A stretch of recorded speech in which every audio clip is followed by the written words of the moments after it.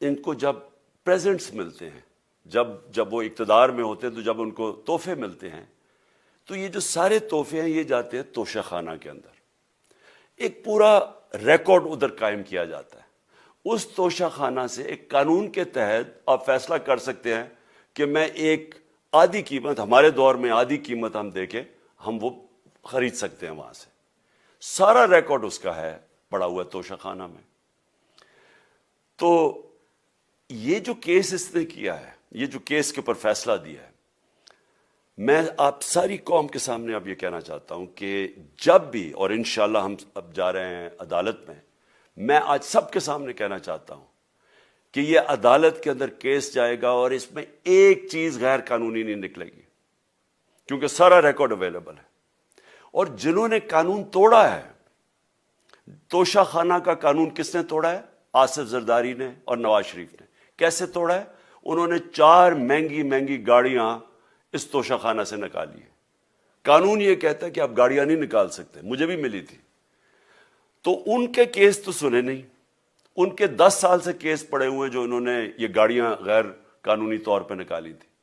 اور وہ جو کہ سارے میرے وکیل نے آج قوم کے سامنے بتایا کہ سارا ریکارڈ اویلیبل ہے، اس کے اوپر اس نے یہ فیصلہ کیا. تو پہلے تو ہم جائیں گے انشاءاللہ عدالت میں. لیکن میں اس الیکشن کمشنر کے اوپر اپنی قوم کے سامنے اس کا ذرا اصلیت رکھنا چاہتا ہوں. یہ وہ آدمی ہے جو پچھلے 2.5 سال سے ہمارے خلاف فیصلے دے رہا ہے. 8 یا 9 دفعہ اس نے ہمارے خلاف فیصلہ دیا. ہم عدالت میں گئے اور عدالت نے اس کے فیصلے اوور ٹرن کر کے ہمارے حق میں فیصلے دیے، کیونکہ اس کے جو فیصلے تھے وہ غیر جانبدار نہیں تھے. ہم ای وی ایم مشینز کے اوپر کوشش کرتے رہے کہ اس ملک میں صاف اور شفاف الیکشن ہو. 2 سال کوشش کرتے رہے. اس الیکشن کمیشن نے پیپلز پارٹی اور نون لیگ کے ساتھ مل کے وہ نہیں ہونے دیا. ہم نے عدالت میں گئے کہ جو سینٹ کے اندر پیسہ چلتا ہے، سینٹ کے الیکشنز کے اندر، کہ وہ ووٹ ویریفائبل ہونی چاہیے، یعنی لوگوں کو پتا ہونا چاہیے کہ آپ کے ایم پی کدھر ووٹ ڈال رہے ہیں. ہم سپریم کورٹ میں گئے، سپریم کورٹ میں اجازت دے دی کہ ووٹ ویریفائبل ہونی چاہیے. اس نے روک دی. اس کے بعد یوسف رضا گیلانی کا بیٹا پیسے دیتے ہوئے پکڑا گیا ووٹ خریدتے ہوئے. اس نے کوئی ایکشن نہیں لیا. یہ اس نے جب ہمارا یہ ابھی جو آڈیو لیکس ہوئی ہے، اس کے اندر کیا چیز آئی ہے سامنے؟ آڈیو لیکس میں یہ سامنے آئی کہ نون لیگ کے ساتھ بیٹھ کے یہ فیصلے کر رہا تھا کہ کون سے حلقے ہمارے کمزور ہیں اور کدھر پی ڈی ایم کی ووٹ جو تھی ہمارے حلقوں سے دگنی تھی. اس نے ان کے ساتھ بیٹھ کے فیصلے کیے. یہ جو ابھی حال ہی میں الیکشن ہوئے ہیں، اسی الیکشن کمیشن نے، اس نے پہلے بھی جب پنجاب کے بائی الیکشن ہوئے تب بھی پوری الیکشن کمیشن کی مشینری نے ان کی مدد کی، اور اس کے گورنمنٹ بھی پنجاب میں انہی کی تھی، گورنمنٹ کی مشینری نے بھی پوری مدد کی. اس کے باوجود دونوں دفعہ یہ الیکشن ہار گئے. اور الیکشن اس لیے ہارے کہ پاکستان کی قوم ان کو ریجیکٹ کر بیٹھی ہے، اور اللہ کا شکر ادا کرتا ہمارے ساتھ کھڑی ہے. جب ہماری گورنمنٹ گئی تب سے یہ مافیا کوشش کر رہا ہے کہ تحریک انصاف کو ختم کرنے کی. پہلے تو انہوں نے گورنمنٹ گرائی بیرونی سازش، پھر انہوں نے کروڑ روپیہ خرچ کیا، 20 یا 25 کروڑ روپے کی ووٹیں خریدی، لوگوں کو لوٹا بنایا، ہماری گورنمنٹ گرائی. اس کے بعد جب ہم نے مظاہرہ کیا، پرامن مظاہرہ، آئین اور قانون میں رہتے ہوئے، ہمیں آئین اجازت دیتا ہے پرامن احتجاج کرنے کی.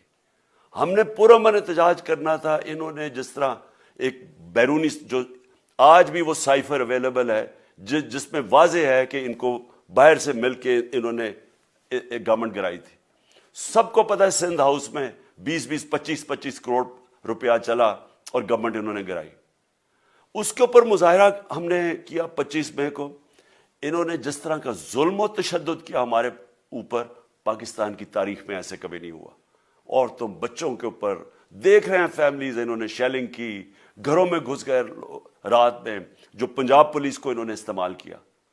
اور انہوں نے سمجھا کہ پارٹی کراش ہو جائے گی، پھر بھی نہیں ہوئی. پنجاب کے بائی الیکشن ہار گئے. پھر انہوں نے میرے اوپر کیسز کرنے شروع کر دیے. کبھی عدالت میں ایک کیس ہوتا ہے، کوئی 24 ایف آئی آر ہے میرے اوپر، دہشت گردی کا میرے پہ کیس کر دیا.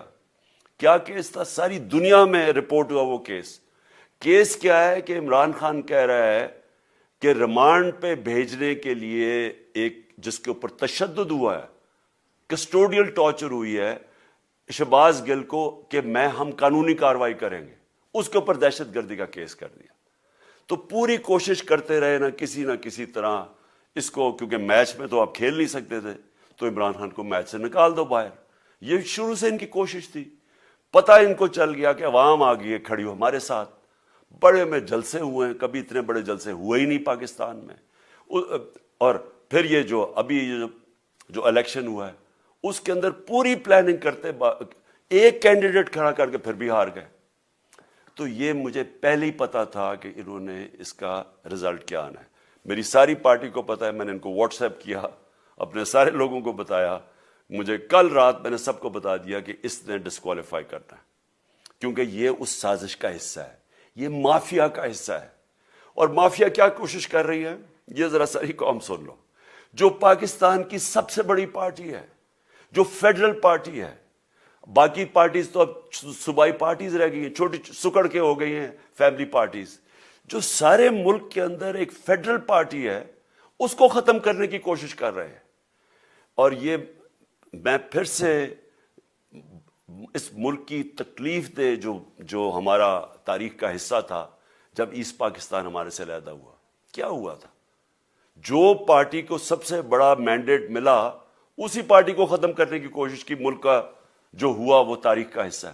یہ پھر کوشش کر رہے ہیں کہ ایک پارٹی جو ساری فیڈریشن کو اکٹھا رکھ سکتی ہے، اسی پارٹی کو ختم کرنے کی کوشش کر رہے ہیں کہ جناب عمران خان کو کسی طرح ڈسکوالیفائی کرے اور پھر الیکشن ہو.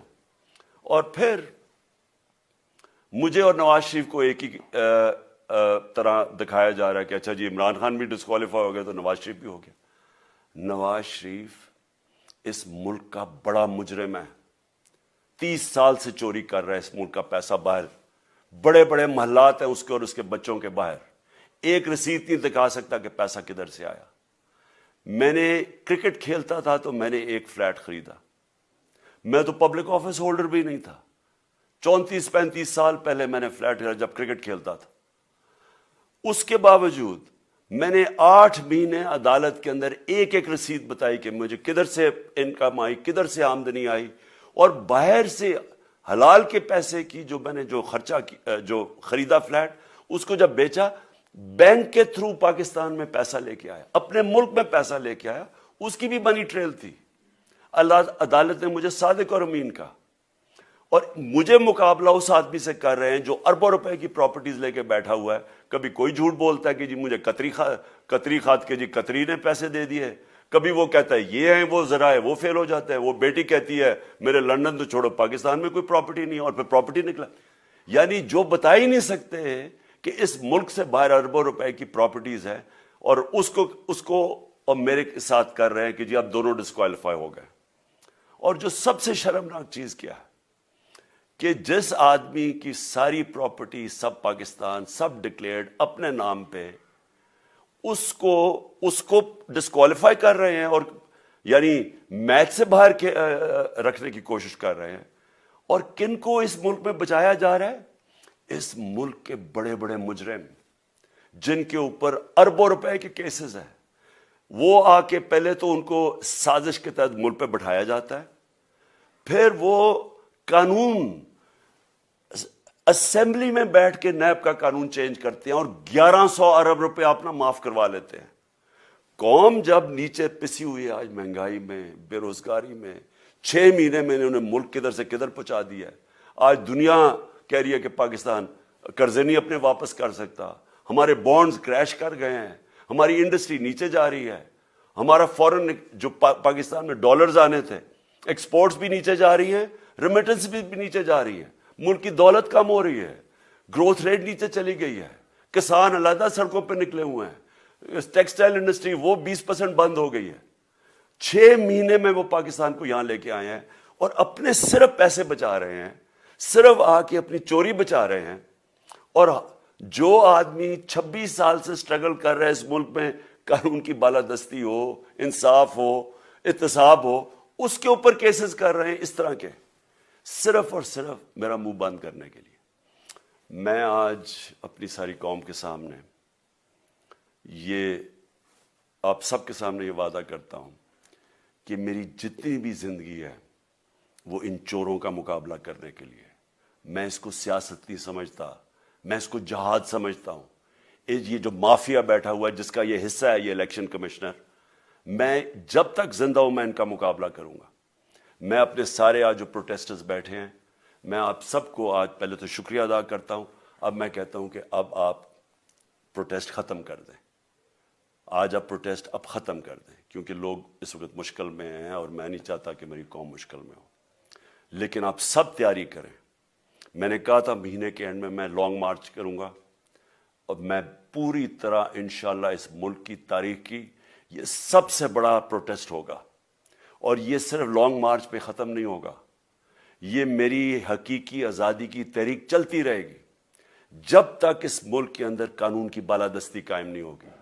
اس طرح کے چور, اس طرح کے ڈاکو, اس طرح کے مافیا, اس طرح کا یہ کرپٹ الیکشن کمشنر جب تک یہ بیٹھے ہیں میری یہ تحریک چلے گی. اور میں اپنی ساری قوم کو آج کہہ رہا ہوں کہ یہ ملک ایک فیصلہ کن موڑ پہ ہے. اگر ہم جو اللہ کا حکم ہے کہ ظلم اور ناانصافی کے سامنے کھڑے ہو, جہاد کرو, اللہ کا حکم ہے امر بالمعروف, اچھائی کے ساتھ کھڑے ہو اور اس طرح کے چوروں کے خلاف کھڑے ہو, جب تک ہم قوم اس فیصلہ کن وقت پہ اب جدوجہد کرنے کے لیے تیاری نہیں کریں گے, ہم ان چوروں سے اپنی جان نہیں چھڑا سکیں گے. جہاد اللہ نے ہمارے پہ فرض اس لیے کیا ہے کہ جب ہم ظلم کا مقابلہ کرتے ہیں اپنی بہتری کرتے ہیں, ظلم کم ہو جاتا ہے. جب ہم اس طرح کی ناانصافی اور ظلم کے سامنے سر جھکاتے ہیں ہماری معاشرہ تباہ ہو جاتا ہے. جب معاشرہ اچھے اور برے کی تمیز ختم کرتا ہے, یہ چور جا کے ملک کا فیصلہ کرتے ہیں, وہ معاشرہ کو تباہ کر دیتے ہیں.